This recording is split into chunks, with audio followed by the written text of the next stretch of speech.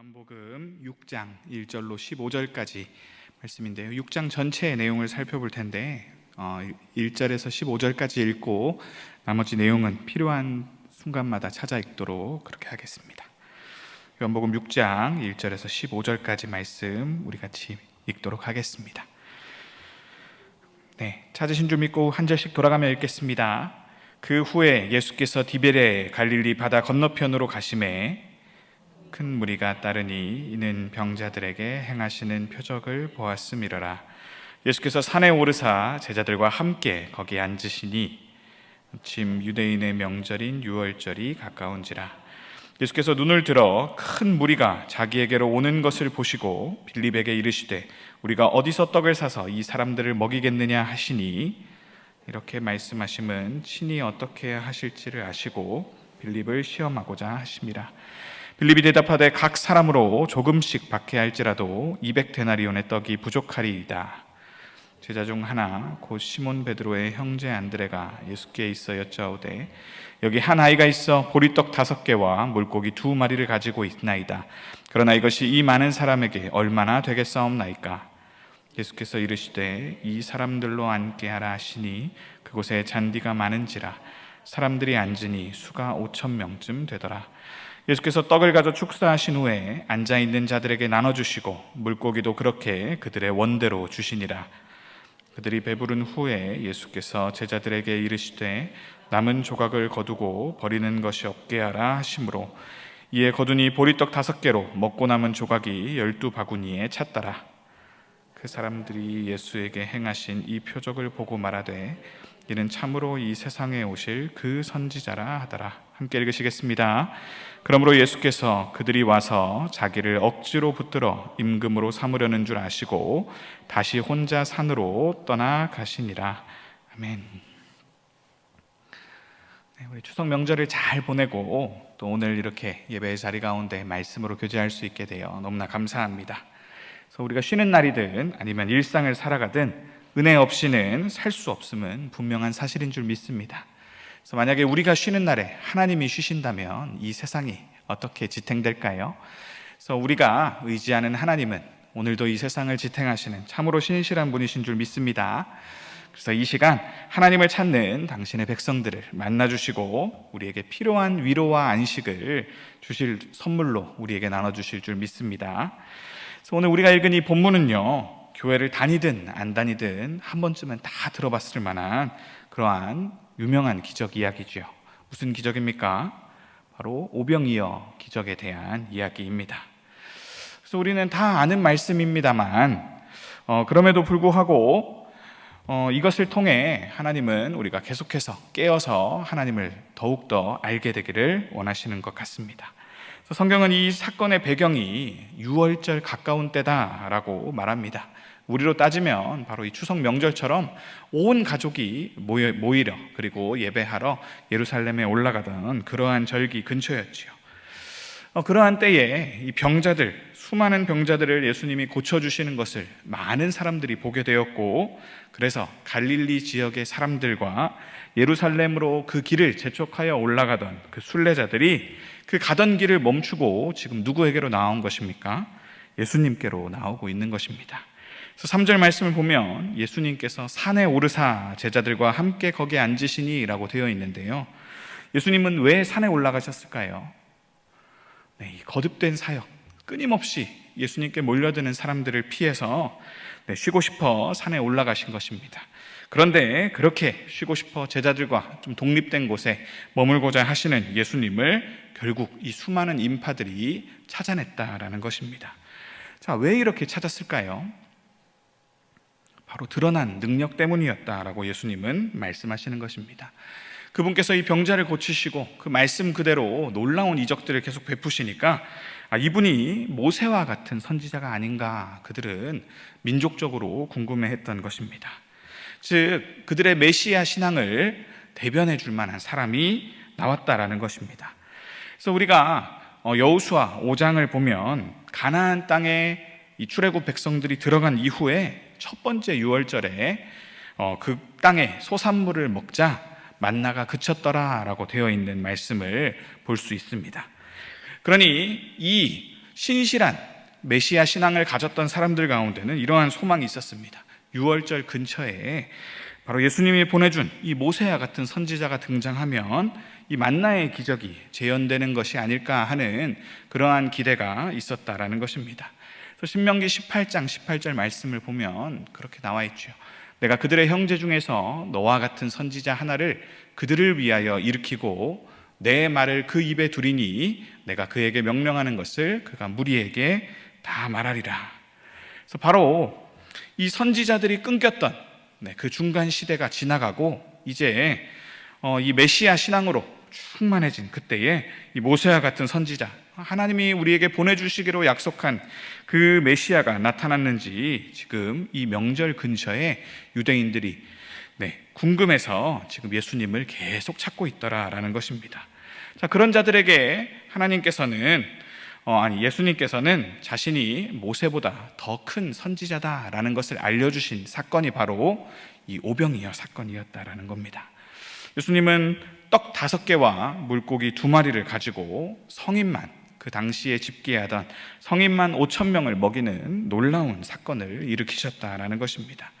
그러니 그 자리에 335 모여 있었던 또 여자와 아이까지 합치면 약 2만 명쯤이 배불리 먹었을 것이고, 더 놀라운 것은 그리 먹고도 12광주리 분량이 남았다라는 것입니다.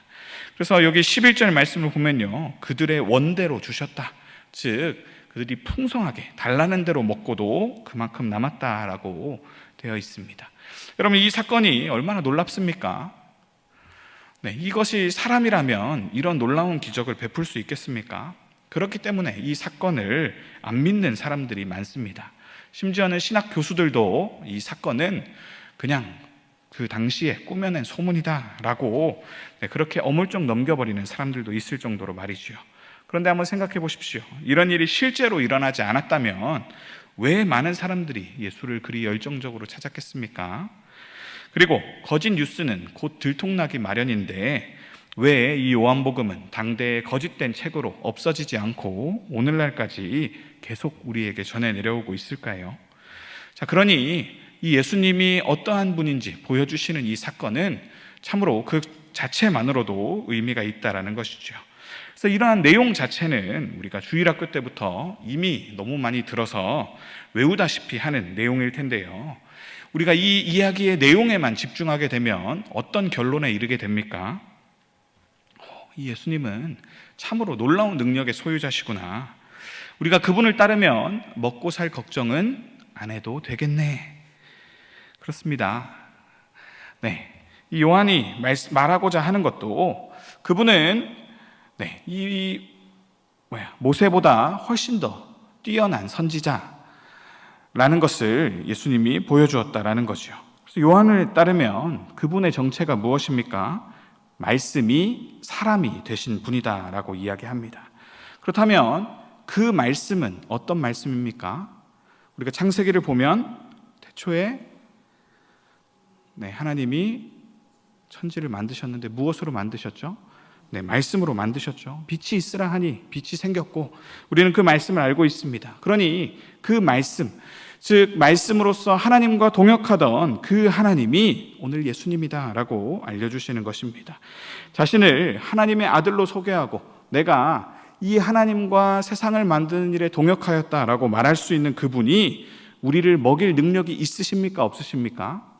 당연히 있다라는 것은 틀림없는 사실이라는 것입니다.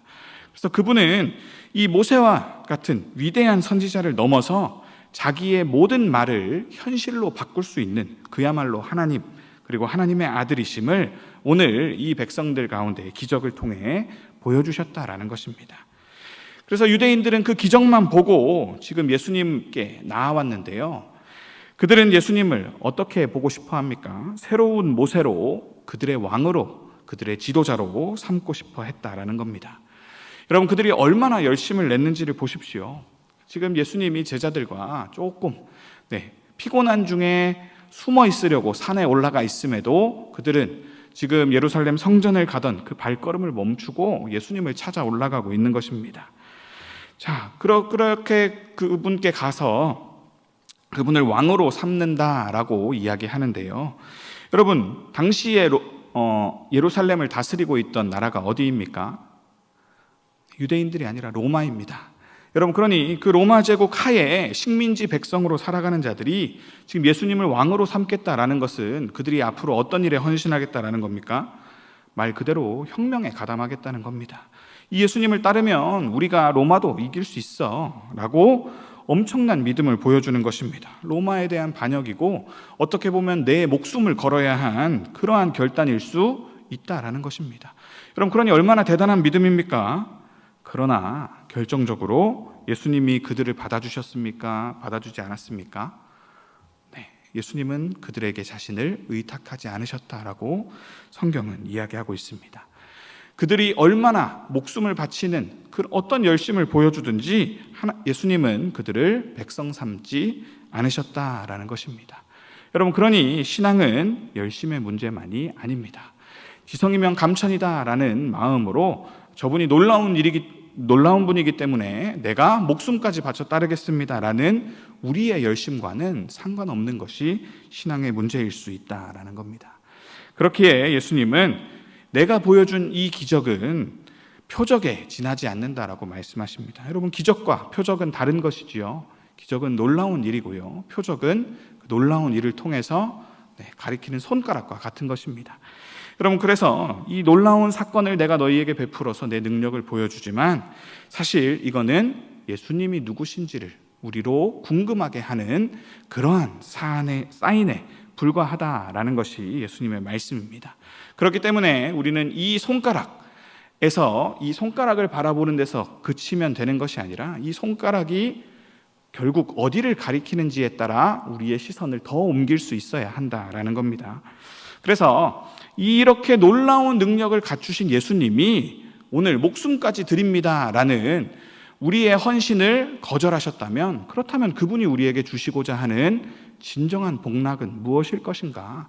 그렇다면 내가 예수님을 따르기로 다짐했을 때 우리는 무엇을 받기를 갈망해야 할 것인가? 그것을 볼 수 있어야 한다라는 것입니다. 왜요? 이 기적은 표지고 이 표지의 목적은 가리키는 것이기 때문입니다. 그렇기 때문에 우리는 이 사건 뒤에 있는 더 깊은 영적 의미를 살피라라는 이 익숙한 본문을 계속해서 묵상하라라는 도전에 직면하는 것입니다. 여러분, 그래서 우리는 그 결론도 사실 잘 알고 있습니다. 예수님이 세우시려는 나라는 이 세상 왕국이 아니라 어떤 나라입니까? 바로 영적인 나라다라는 것을 예수님은 우리에게 말씀하고 계신 것입니다. 여러분, 그러니 이 유대인들은 예수님께서 떡 줄 생각도 안 하는데 김칫국부터 마신 꼴입니다. 여러분, 요한복음 6장 26절 말씀을 우리가 읽지는 않았지만 한번 찾아서 같이 한번 읽어보겠습니다. 시작. 예수께서 대답하여 이르시되 내가 진실로 진실로 너희에게 이르노니 너희가 나를 찾는 것은 표적을 본 까닭이 아니요 떡을 먹고 배부른 까닭이로다. 아멘. 여러분, 하나님은요, 그리고 하나님이 보내신 메시아인 예수님은 당연히 우리에게 육적인 필요가 있음을 아십니다. 그렇기에 우리의 육적인 욕망을 채워주실 것입니다. 여러분, 그러나 이 떡의 특징이 무엇입니까? 떡은 먹어도 늘 배고프다라는 것입니다. 여러분, 육에서 난 것은 육이기에 우리는 이 육신의 얽매인 한 먹어도 죽는 떡을 계속해서 구할 뿐입니다. 여러분, 그래서 하나님께서는 이러한 내용을 일관되게 유대인들에게 말씀해 오고 계셨음에도 불구하고 이들은 알아듣지 못하고 있던 것이죠. 신명기 8장 3절 말씀에도 동일한 말씀이 있습니다.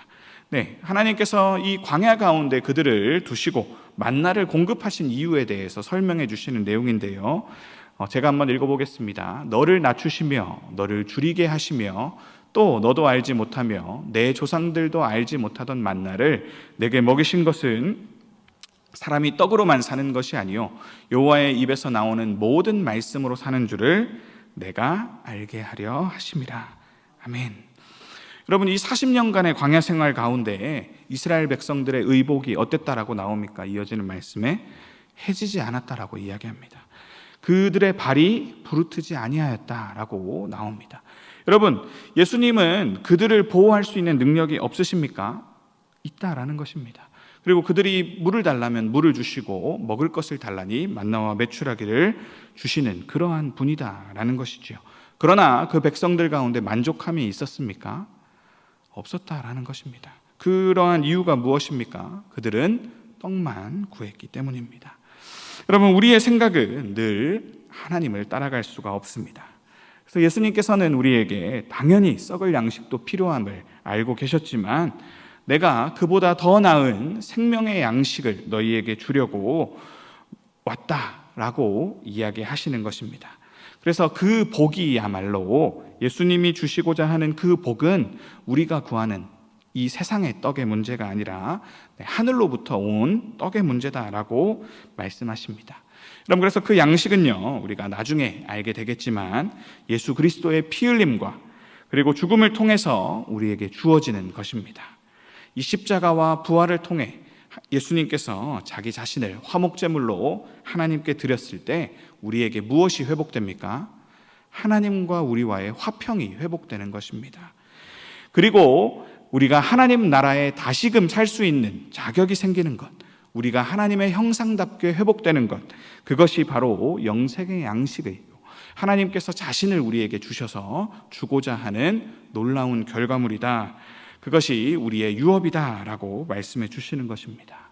여러분, 우리가 이것을 우리의 받을 것으로 알고 그렇게 예수님께 구할 때 예수님은 우리와 온전한 관계를 맺으리라라고 말씀해 주시는 것입니다. 여러분, 그렇기 때문에 광야에서의 이스라엘 백성과 오늘 이 오병이어 때의 이스라엘 백성들의 모습은 전혀 달라지지 않았습니다. 이스라엘 백성들은요, 신비한 만나를 먹고도 죽었습니까? 살았습니까? 결국엔 죽었습니다. 출애굽 때 지금은 일어나지도 않을 온갖 기적을 하나님이 보여주시지 않았습니까? 보여주셨습니다. 네, 애굽의 모든 신들을 다 물리치시는 그런 놀라운 10가지 기적을 경험하고도, 그리고 그 하나님의 뒤를 쫓아가고도 죽었습니까? 죽지 않았습니까? 죽었습니다. 그 모든 원인이 무엇입니까? 그들에게 참된 믿음이 없었기 때문입니다. 그들은 하나님 자신을 구한 것이 아니라 떡 주시는 하나님을 바라보지 않고 그들은 떡만 먹고 배불렀기에, 그리고 하나님께 하나님 자신을 구한 것이 아니라 우리가 떡만 구하는 이 세상에 여전히 시선을 두고 살아가는 자들이었기에 그들은 죽을 수밖에 없었다라고 예수님은 말씀하시는 것입니다. 그렇기에 오늘 예수님을 구하러 나아온 자들은 이제 무엇을 구해야 될지 예수님은 이렇게 말씀하고 계십니다. 6장 35절 말씀인데요, 우리 같이 한 목소리로 읽어보겠습니다. 예수께서 이르시되 나는 생명의 떡이니 내게 오는 자는 결코 줄이지 아니할 터이요 나를 믿는 자는 영원히 목마르지 아니하리라. 아멘. 우리가 진정으로 목마르지 않기 위해서, 또 줄이지 않기 위해서 구해야 될 것은 생명의 떡 예수님이다라는 것을 알려주고 계시는 것입니다. 동일한 말씀이 표현만 달리해서 51절에 반복되고 있습니다. 제가 읽어보겠습니다. 나는 하늘에서 내려온 살아있는 떡이니 사람이 이 떡을 먹으면 영생하리라. 내가 줄 떡은 곧 세상의 생명을 위한 내 살이니라 하시니라 라고 말씀하시죠. 그래서 이 교회 가운데 우리가 성찬을 베풀고 예수님이 마지막 만찬 때 기념하라 라고 하신 것을 그 예수님의 주시고자 하는 그 구원자로서 우리에게 주시고자 하는 유업을 기념하는 그런 차원에서 우리가 성찬 때 이러한 말씀을 읽지요. 우리가 54절로 57절까지 말씀을 같이 한번 읽어보겠습니다. 내 살을 먹고 내 피를 마시는 자는 영생을 가졌고 마지막 날에 내가 그를 다시 살리리니 내 살은 참된 양식이요 내 피는 참된 음료로다. 내 살을 먹고 내 피를 마시는 자는 내 안에 거하고 나도 그의 안에 거하나니 살아계신 아버지께서 나를 보내심에 내가 아버지로 말미암아 사는 것 같이 나를 먹는 그 사람도 나로 말미암아 살리라. 아멘. 여러분, 그래서 예수님이 우리가 예수님을 의뢰했을 때 예수님도 우리를 받아주시려면 우리가 예수님이 원하시는 그러한 믿음을 가진 자들이어야 한다는 것입니다. 예수님은 자신이 하늘에서 내려와 생명을 주시는 떡이라고 말씀하십니다. 그것은요, 우리 존재가 예수님을 통해서 우리를 만드신 그 하나님께로 나아갈 수 있어야만 만족이 있다라는 것을 알려주시는 것입니다. 하나님이 처음 우리를 만드시고 보시기에 좋았다라고 말씀하시던 그 모습, 하나님의 형상답게 진정한 인간다움, 그래서 우리가 이 세상에 만들어진 목적을 깨닫고 행복할 수 있는 유일한 길은 오직 이 예수님을 통해서만 알 수 있다라고 성경은 분명히 말씀해 주시는 것입니다. 그럼에도 불구하고 날마다 우리는 왜 이 먹는 욕구, 이 세상을 살아가면서 필요한 욕구들에 시달리며 살아갑니까? 그 욕구를 주시는 것은요, 이 영적 양식을까지 이르도록 하는 과정이라는 것입니다. 여러분, 우리 가운데 이 욕망을 주시는 것은 그것이 필요하기 때문이죠. 그렇기 때문에 육적 양식으로 우리는 살아가기 위해 무언가를 먹어야 된다라는 것을 이 땅을 살아가는 동안 깨닫는다면, 우리가 하늘에 속한 존재임을 알기 위해서는 하늘 양식에 대한 필요를 우리가 깨달을 수 있어야 한다라는 것입니다. 여러분, 그래서 우리에게는 고난처럼 보이는 것일지라도 하나님은 그 고난을 하나님을 발견하는 데 귀하게 사용하셔서 모든 것이 합력하여 선을 이루게 하시겠다라고 말씀하시는 분이시지요.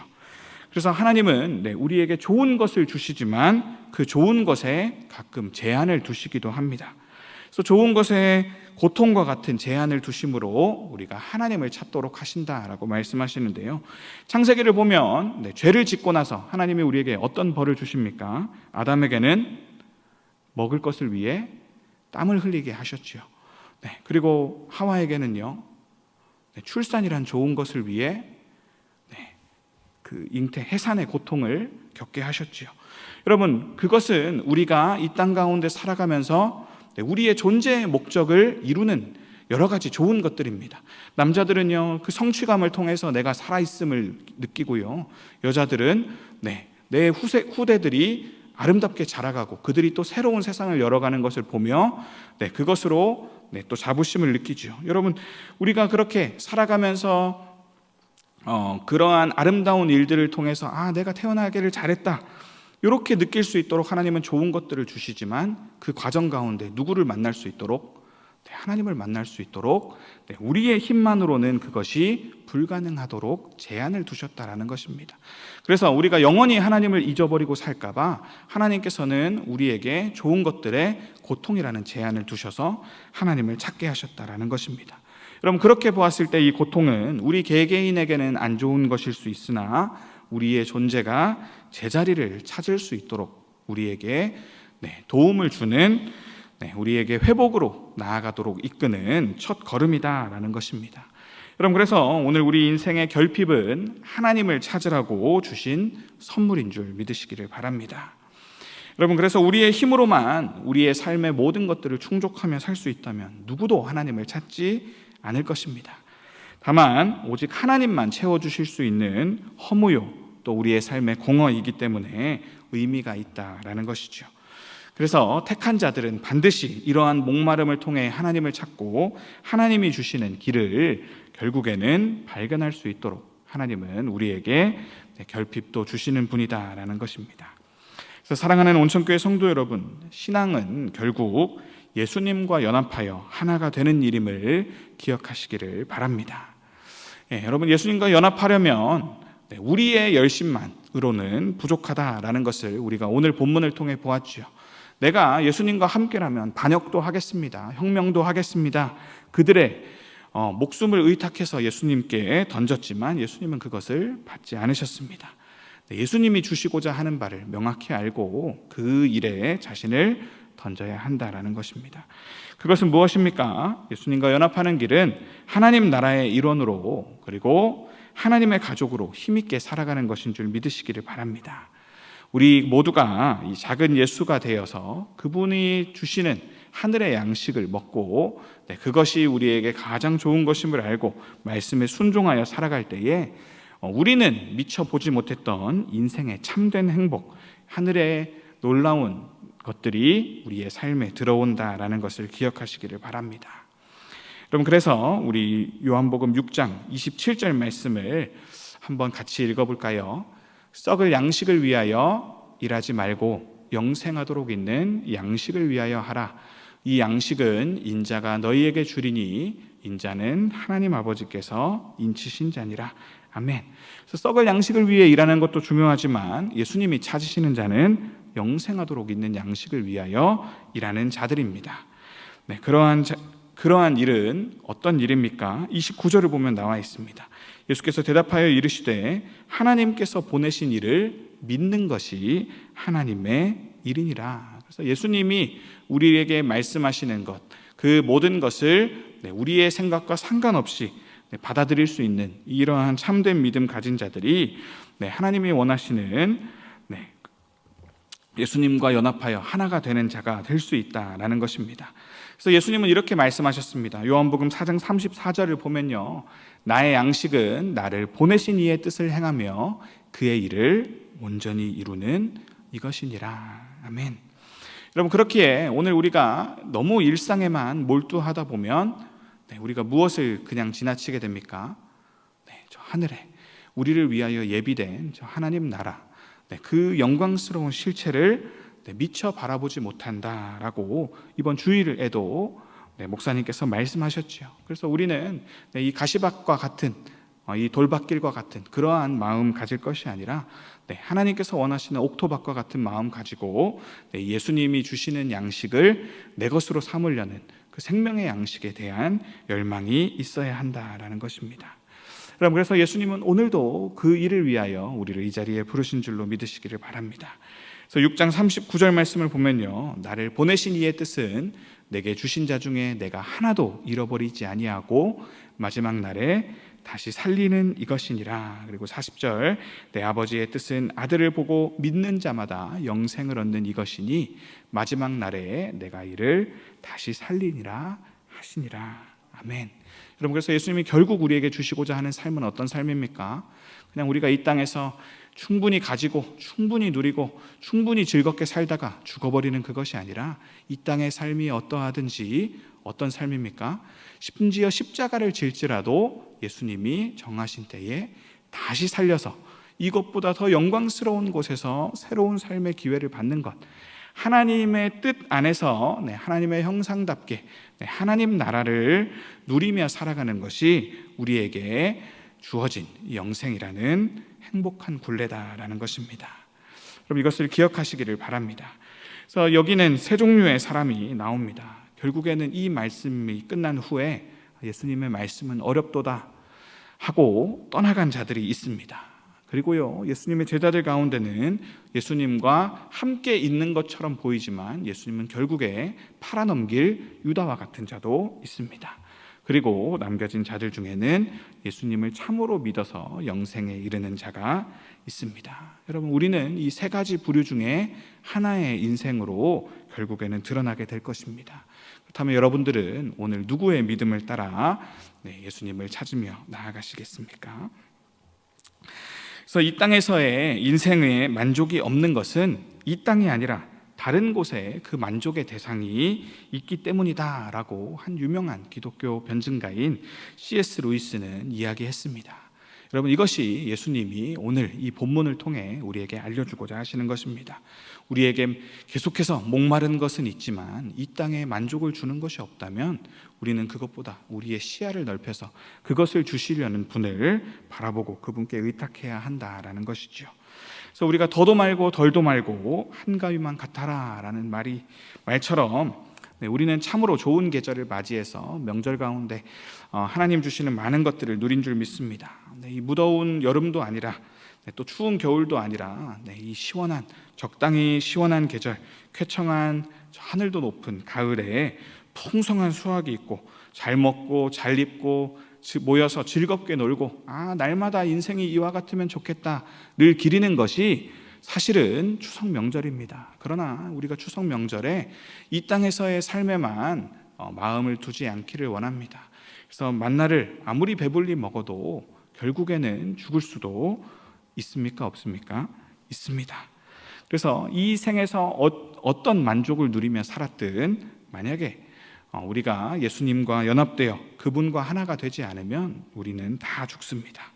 그래서 썩을 양식을 위해 수고하다가 이 땅에선 만족하고 결국 하늘까지 이르지 못하는 그러한 결국에는 죽을 인생이 되지 말고 우리가 이 땅에서의 삶이 어떨지라도 영생하는 양식을 위해 살아서 부활 생명을 결국 유업으로 얻게 되는 그러한 진정한 복된 인생을 누리시는 저와 여러분들 되시기를 주님의 이름으로 축원합니다. 이 시간 우리 말씀 붙들고 기도했으면 좋겠습니다.